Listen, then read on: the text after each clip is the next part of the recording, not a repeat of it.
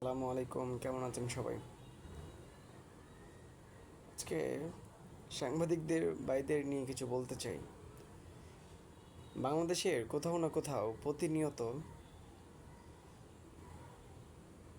কেউ না কেউ মারা যাচ্ছে। সেটা এক না একাধিক মৃত্যুর ঘটনা আমরা দেখতে পাচ্ছি পত্রপত্রিকায়, টেলিভিশনে।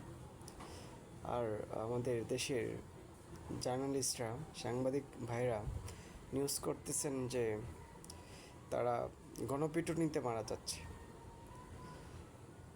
গণপিটুনি কারা দিচ্ছে? তাদেরও একটা রাজনৈতিক পরিচয় আছে। আর কোনো সাধারণ মানুষ আরেকজন মানুষকে পিটিয়ে মারার এই সন্ত্রাসী কার্যক্রমে জড়িত নয়, কিন্তু আপনারা সেই রাজনৈতিক পরিচয়টুকুও তুলে ধরতে পারছেন না। আপনারা কতটা দেউলিয়া, আপনারা কতটা মেরুদণ্ডহীন হয়ে গেছেন একবার চিন্তা করছেন? একটা মব সৃষ্টি হয়েছে, যে উত্তেজিত জনতার যে বিচার, সেটা কি কোনো সাধারণ মানুষের পক্ষে সম্ভব? সম্ভব না।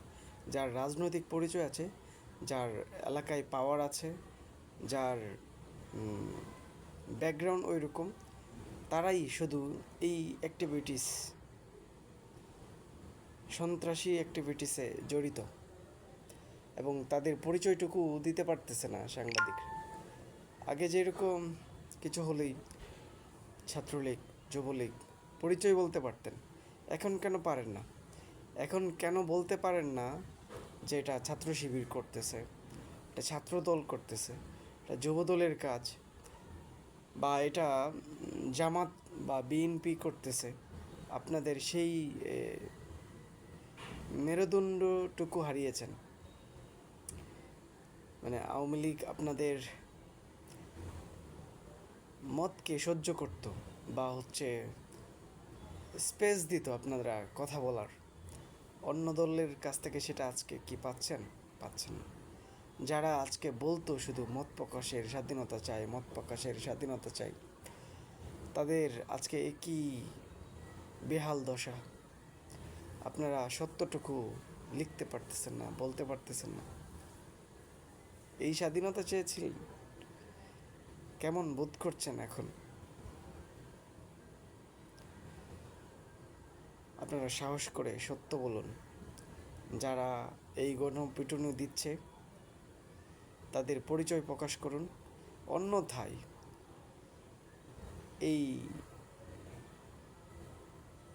যে কালচারটা, গণপিটুনি, রাজনৈতিক পট পরিবর্তনে এই হেডলাইনটা মনে রাখবো। এবং আপনারা যে হেডলাইনটা আজকে করতেছেন, আগামীতেও এই হেডলাইন জারি রাখবেন আশা করি। তখন আবার বলতে যান না এটা এরা করলো। এখন যেরকম রাজনৈতিক পরিচয় প্রকাশ করতে ভীত, আপনারা ভয় পাচ্ছেন, এই ভয়টা কাটবে কবে? ভালো থাকবেন সবাই। জয় বাংলা, জয় বঙ্গবন্ধু।